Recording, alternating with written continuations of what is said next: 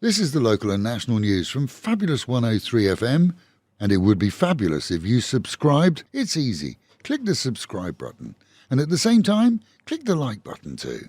With China's capital seeing a massive spike in smog levels on Friday, reducing over the night, it's Chiang Mai that takes the sad title of the region with the world's worst air pollution on Earth, according to IQ Air website. Chiang Mai beat the usual winners, mainly Indian, hands down. And it's an accolade that the city is unhappy with, but there doesn't seem to be much that they can do about it, as the smog is across the whole region of Asia. And Chiang Mai itself neighbours several countries with high pollution, whilst the city itself has always had a problem due to the fact that it's effectively in a bowl and sees little in the way of air movement. Summer storms are predicted for much of the country today through Wednesday, and will hopefully wash the filth down onto your car and home, but leave the air clear for a while. This morning, the Bangkok and Pattaya region saw rain showers before dawn. The Election Commission has stepped in to remind all parties that promising the world to voters simply isn't allowed, with some offering to give cash, others to raise wages, promising farmers triple their current income, saying that school days could be reduced, and a whole barrage of vote for me and we'll give yous. The Commission has explained that for a party to make such promises, they actually have to outline where the budgets would be funded, and if they don't, well, they face fines of up to 500,000 baht. Wiser Thais are used to the guarantees that often fall by the wayside, but for younger voters it's a serious issue, as is the alleged practice of voters being offered remuneration for their votes, an issue likely to be raised in the coming weeks too. A pair of women who went on hunger strike to promote their political wish list have again started eating 52 days later. Warned that they faced the shutdown of organs and death, the two finally agreed to chow down, but only, they say, so that they can promote their wish list more vigorously. Mega e-cigarette importers in Nakhon Pathom got a knock on the door that they weren't expecting. Cybercrime police, along with the local authorities, raided 3 buildings, seizing e-cigarettes and liquids worth an estimated 80 million baht on the streets. 3 were arrested during the raids.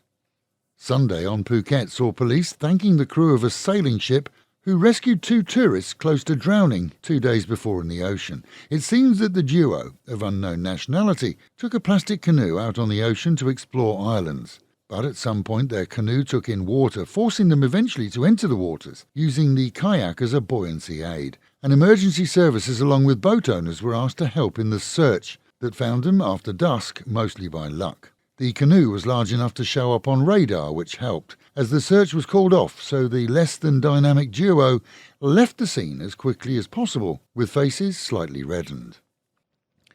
Bank apps, cause of huge concern to the public following hacking issues that have seen millions stolen from account holders, are to be made more secure, according to the Bank of Thailand governor, who's confirmed that soon any transfer by phone app over 50,000 baht will require biometric confirmation. That's either a live face photograph or a fingerprint.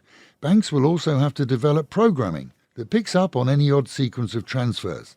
And meanwhile, account holders, that's you and me, are being advised to reduce the maximum daily transfer amount, which you can do easily, to a minimal figure, changing it only when we have to arrange larger transactions and then returning it to a lower figure.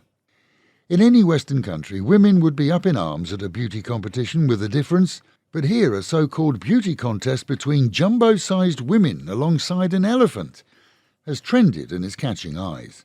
Miss Jumbo Queen 2023 is said to celebrate the alternative beauty of larger females and sees 6 rounds in various cities before the final in Korat. It's open to females and members of the third gender, but they have to weigh in at over 80 kilograms to qualify.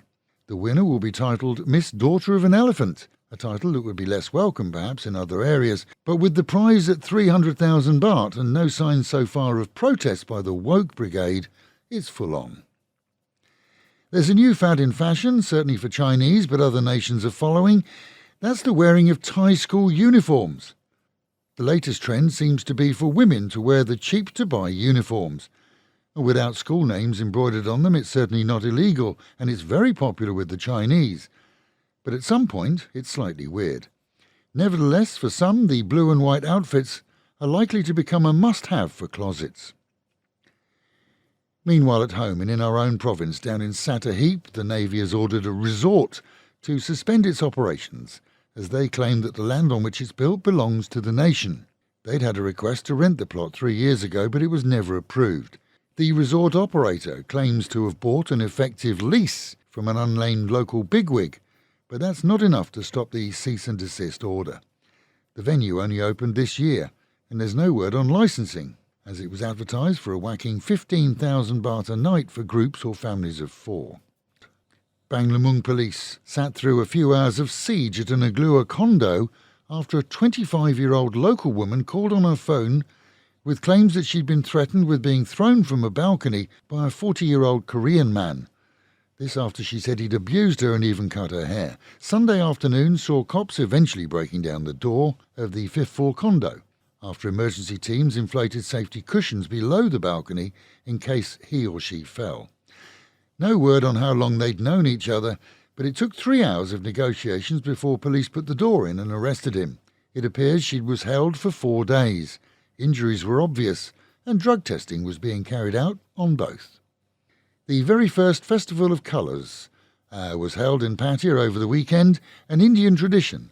The party atmosphere, with an awful lot of coloured dye being thrown, took place along the beach and was well attended by Thais, Indians and others of many nations who were curious. Music, laughter and the throwing of coloured dye at anyone nearby was accompanied by free Indian food and drinks given to all. And with the Met Office promising a good chance of rain at any time today, with highs expected of 30, lows of 24. Local and national news today from Fabulous 103 FM and Fabulous Pattaya Media Group. And to get a notification every time we release another bulletin or programme, like and subscribe to our channel, Fabulous Pattaya Media Group, by using the link below.